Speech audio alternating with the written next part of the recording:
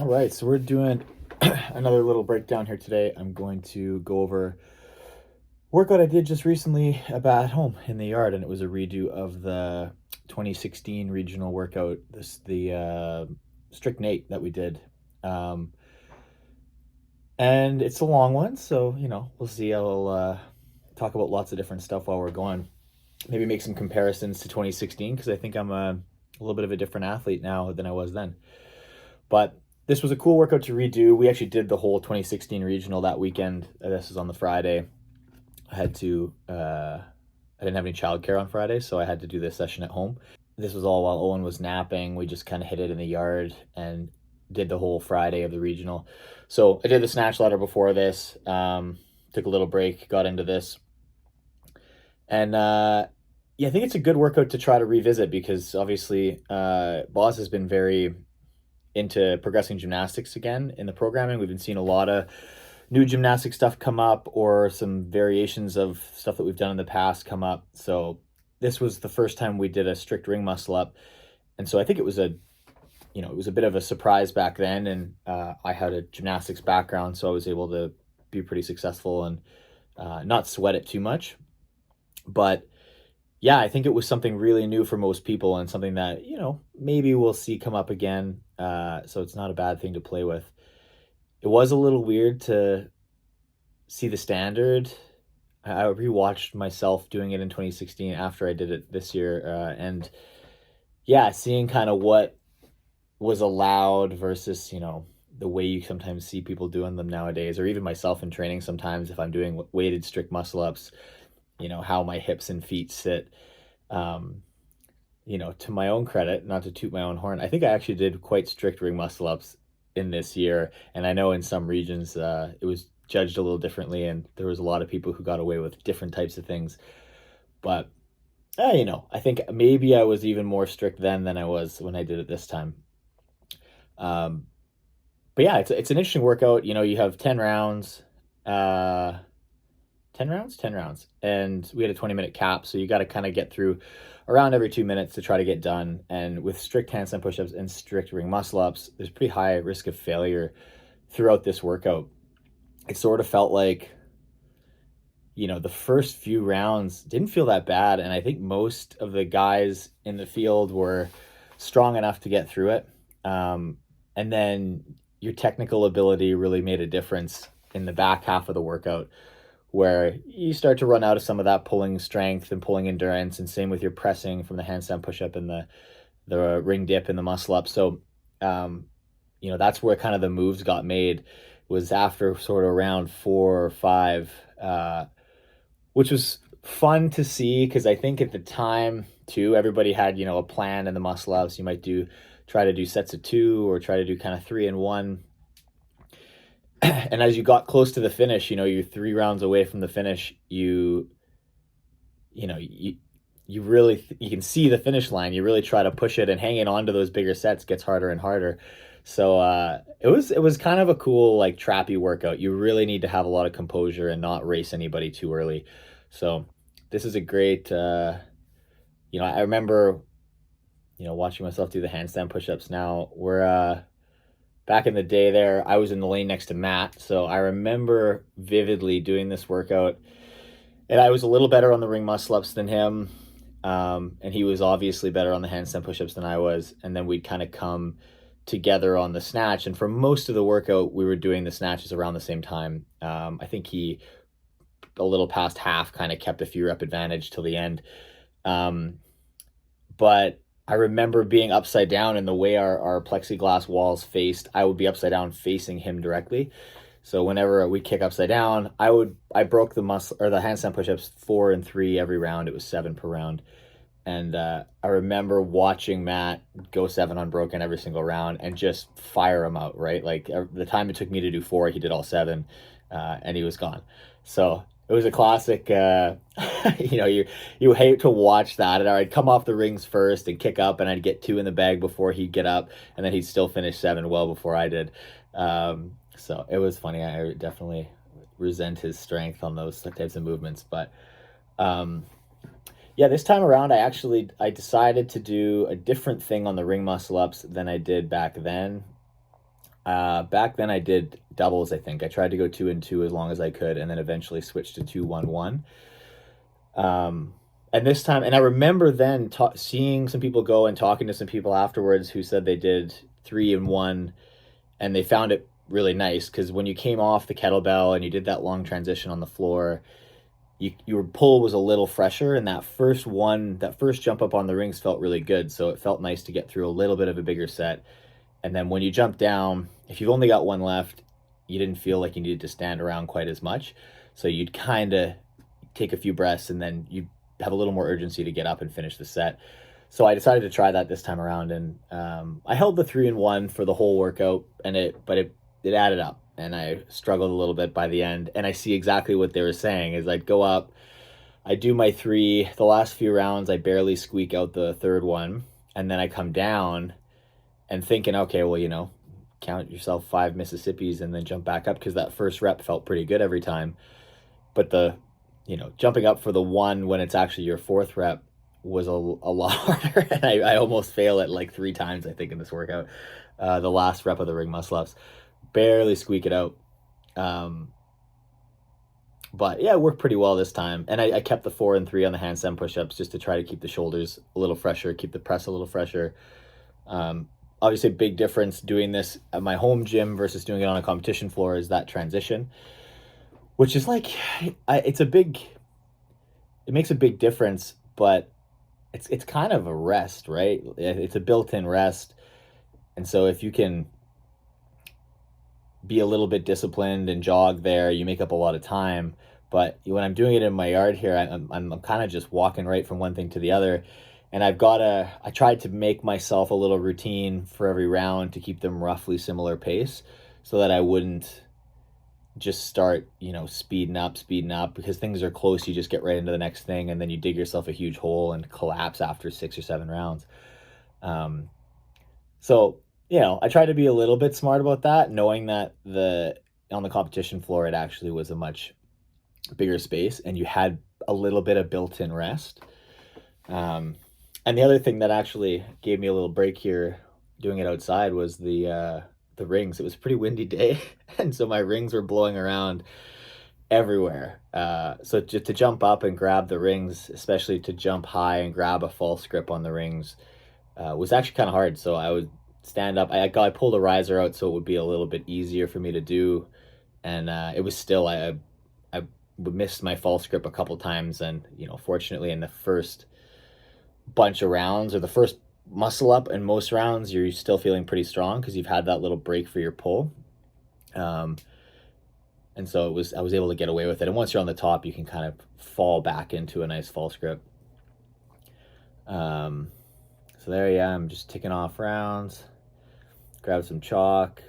Kind of nice to be outside, and we had a late spring here, so get some workouts done outside. Obviously, being a good little ginger, I have my setup mostly in the shade there, so it was no big deal. Not overheating, not getting a sunburn out there or anything, but getting some fresh air. So they're still holding on to 3. Like I said, I was a little closer to my gymnastics days in 2016, so I think my muscle ups are a little prettier than they are now. And part of that might be my difficulty grabbing the false grip. There's my 1. Little walk for the handstand push-ups. The handstand push-ups were actually a little farther in this setup than at the regional. At the regional, you just kind of landed and turned around and you were right up in a handstand.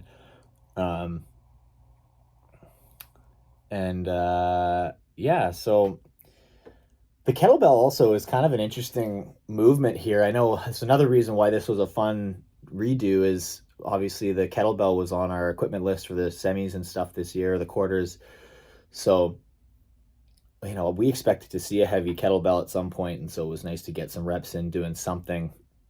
And it's kind of, we've done a little bit of kettlebell work in the last while. We saw it at the games last year with the clean and jerks on the last day. But, there's a lot of rhythm to a kettlebell. And I actually found in this workout, I didn't do a super extensive warm-up, I got to be honest. But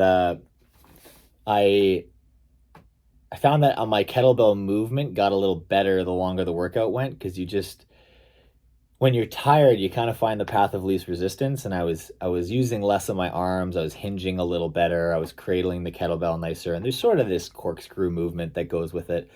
Um, so I found later in the workout, I actually really did some nice reps. I'd come off the kettlebell feeling like, those ones were actually really nice. And they felt good. I felt a little more recovered going into the muscle ups than in the earlier stages. Um, but yeah, I mean, 32 kilos is a heavy kettlebell snatch, but they're kind of just in the way. I think the meat and potatoes of this workout's obviously all the pressing. So they're kind of meant to be just a little bit of fatigue in the shoulder. So that's why if you move it really nice and you can use your hips and hinge really nicely, it saves you for the rest of this workout a lot.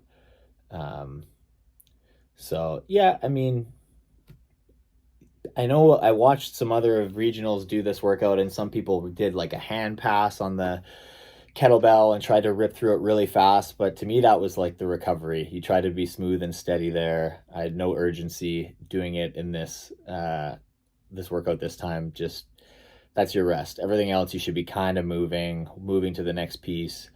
Um, you know, that's where you're catching your breath. And it's kind of funny. I wore rings for this, but I didn't use them on the rings. Or sorry, rings. I wore grips in this workout, but not on the rings. I only used them on the kettlebell to try to just save my grip for the false grip. I like the way rings feel in a false grip in my hand better without grips on. So especially just where the strap is on my grips, it sometimes gets in the way of the false grip. And especially on the first pull, once you're on top of the rings and come down, sometimes you catch a nicer false grip, but the first one is never feels as nice. So I would always spin my grips around to just do bare hand on the rings, and then when I finish that, go do handstand push-ups, spin my grips back around, and use the grips for the kettlebell to just sink in there, save my hands a little bit for the big stuff later. I'm not even sure where we're at round wise here. Probably like, I don't know, 6, 7. But let's see, do 1. Well, I know I'll get my 3 again. Yeah, could be stricter. I'm not gonna lie. But yeah, I mean, I'm excited to see this year if we get some more ring progression. Strict ring muscle ups. I think we ran like anything strict. There's always a little bit of trouble being super objective from a standard. So that this year, I know they ran into a lot of trouble with that with 2016. Some people, moving their feet, kipping their hips just a little bit, but how much is too much? And it's a tough judgment call to make. So there was a lot of criticism for the strict muscle up. And, in the past with the rings, we've had a bit of a spotty history. We had it with the strict ring muscle ups. The ring handstand push-ups was kind of the same deal, but it's fun to introduce new things on pieces of equipment. And I think it's a cool challenge. I know this year it was sweet, and it was cool to see how many people just nailed it, with a couple weeks notice, probably had never really done a lot of strict muscle ups, and were able to just sort of show up and be super strong. It's really impressive, and it's a testament to kind of how the sport progresses and the level of athlete that's in the field on average at something like a semifinal or a regional. Yeah, chipping away here, probably some neighbors staring at me, some kids walking home from school, wondering what the hell I'm doing. It's always the nice part about working out in the neighborhood. I'm like right on the path from where the kids walk to the bus stop and where they walk home. So I really often have a lineup of kids walking by that just stop in front of our house and stare at me. But it's good. Feeds me. Trying to be a good role model for the neighborhood kids. Yeah, so they're having trouble getting my false grip on the rings blowing around. Yeah, I think I slowed down a fair amount probably in the back half of this relative to the first bit. Squeaking out the third one. I think the third and the fourth reps start to get a little hairy from now on. But what do you expect, man? So yeah, back then too, I mean, this was a fun workout to me. It like holds a special place in my memory because 2016 was the first year that I qualified for the games as an individual. I had gone team in 2015 and come back to individual competition in 2016. And I had a really good, open and stuff like that. But I feel like we see it too often where the open being an online competition, you show up and you crush it in the open, and then a lot of people will just not be able to recreate those performances live. And I think we've kind of started to just sort of see that as like, whatever, like nobody really buys the hype until you show up and you can do that same kind of thing in person. So I was feeling that then. I had a good open, and I know some people were pretty excited to see me compete again live, and I felt a bit like stressed about it. My prep was really good. We were the final week of regionals this year, and I had trained all the workouts several times, done great, checked comparisons with other regions, and I was tracking to have a really good competition. The only workout that I was worried about was the snatch ladder, which was event 1. The last bar was very heavy for me still then. I had finished it in training once, got capped once, and kind of told myself it didn't matter. I didn't need to win that workout. I needed to just survive it, and then all the other workouts I was going to do great at. So showed up to the first event and got a little ahead of myself and a little greedy, and I tore my bicep on the 4th bar, missing a 245 snatch over top. And then almost got withdrawn from the competition. They almost forced a withdrawal. So I was very fortunate to be able to actually stay into the competition. They were watching me like a hawk in the warm-up and things. But that's why I think there's some tape on my shoulder if you watch the 2016 video. But yeah, I managed to get done. Barely make it through that muscle up. I managed to survive and stay in the competition. And this was like my bounce back event, and I came second. And then from there, I was pretty solid through the rest of the competition. And even in this weekend where we redid a bunch of the regional workouts, I look back at my old scores, and I was very impressed with myself in 2016. Even still, I think my scores were still very good and held up. And doing it with kind of an injury that could have mentally taken me out of it. I wasn't feeling terrible physically, but I think mentally that's the kind of thing that can destroy you. So I was really happy to be able to perform the way I did, snap back, and then make it to the games 2016. And then that was my rookie season as an individual, and I came 3rd. So all of that almost never happened because I almost blew it in event 1, just getting greedy. So I had to take my own advice sometimes. I think that's it. Yeah, last reps there. I think I snuck it in just under 18 minutes. Nice to have a 17 time. But yeah, I think so. Yeah, that's not, I think that still there were people that were about that fast in 2016. I think some of the best times were something like that. I think I came in just over 19 minutes. I think I failed a muscle up in the last round in 2016, and was not able to hold off Matt Fraser, which would go on to be a theme for the next few years. But overall, it was super good event for me back in 2016, and fun to revisit that and just think about, how to do it differently now. I'm a very different athlete than I was in 2016. Probably weigh like 20 pounds more, but yeah, still got it. I can still do some heavy pulling and do some good gymnastics. But I gotta say, workouts like this, they're still potent. We did these workouts in the 2016 regionals. I redid them all as if it was the regional, set up transitions, did everything, and they hold up, man. Those workouts, I in my head, I look back thinking, I'll crush all my times from 2016. I'm way better now. I should win every workout, and it's just not really the case. People were pretty fit. So anyways, fun way to revisit some workouts. Old semis, old regionals are always a blast to test yourself and just see kind of where things are. But yeah, very relevant because I think we're going to see more advancing gymnastics this season. So, if you're looking for some challenging workouts to take on, that's a pretty good one. Should be high on the list. Look back at old regionals, old semifinals, old games, and find some new stuff in there to challenge yourself.